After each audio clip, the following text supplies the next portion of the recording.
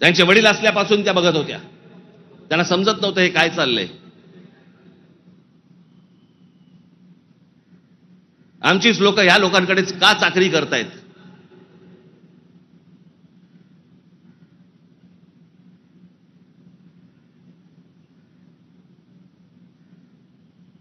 आणि छत्रपती शिवाजी महाराज म्हणजे या हिंद प्रांतावरती केलेला एक संस्कार आहे. तो एक चमत्कार आहे. ती एक विलक्षण घटना आहे.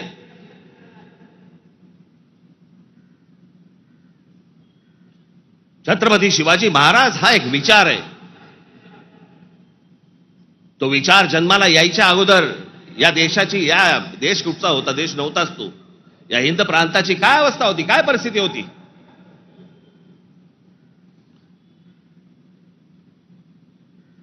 सर्व जातीचे लोक कोणाला कोणाच्याकडे होतेच ना कामाला. दूर कशाला जा. छत्रपती शिवाजी महाराजांचे वडील हे आदिलशाहीतच होते ना.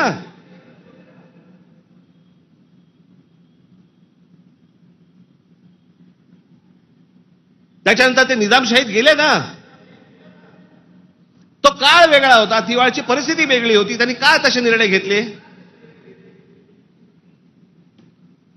जे कोणी महाराष्ट्रामधले सरंजामदार होते त्यांच्या विरोधाचाच लढा होता ना शिवाजी महाराजांचा. हे सरंजामदार कोण होते. त्याला जातीत का पाहताय तुम्ही.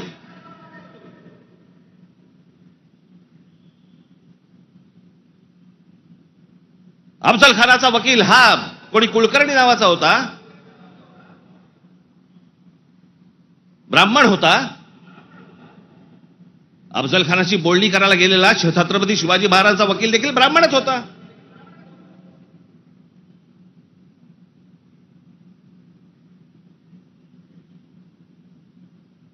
त्यावेळेला सगळीच माणसं वेगवेगळ्या लोकांकडे कामालाच होती.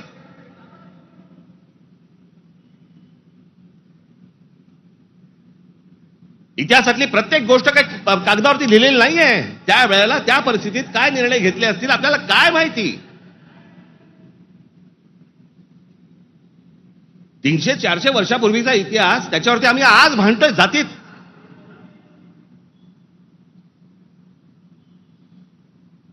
आग्र्याच्या दरबारामध्ये छत्रपती शिवाजी महाराजांच्या समोर संभाजी महाराज असताना संभाजी महाराजांकडनी औरंगजेबाची 5000 मनसबदारी स्वीकारलेली आहे. छत्रपती शिवाजी महाराजांच्या समोर महाराजांची होकार असल्याशिवाय होईल.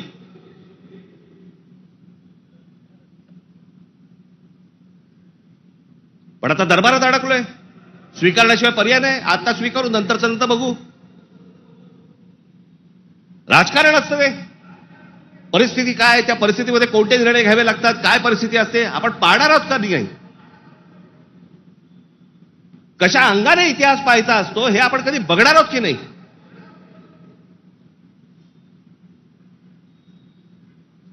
काही कशाचा कशाला माहिती नाही.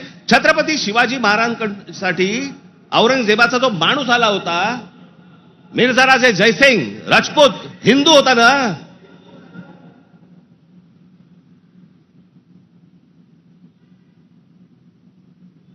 ज्या सिंहगडावरती आमच्या तानाजी मालुसरेंचा आज तिथे मृत्यू झाला, ते कोणाबरोबर लढाई झाला. उदयबान राठोड बरोबर ना. राजपूत होता ना, हिंदू होता ना. काय घेऊन बसलोय आपण.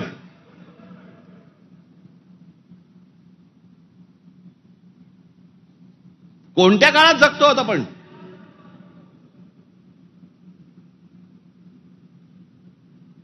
छत्रपती शिवाजी महाराजांच्या जन्माच्या अगोदरचा काळ वेगळा होता, नंतरचा काळ वेगळा.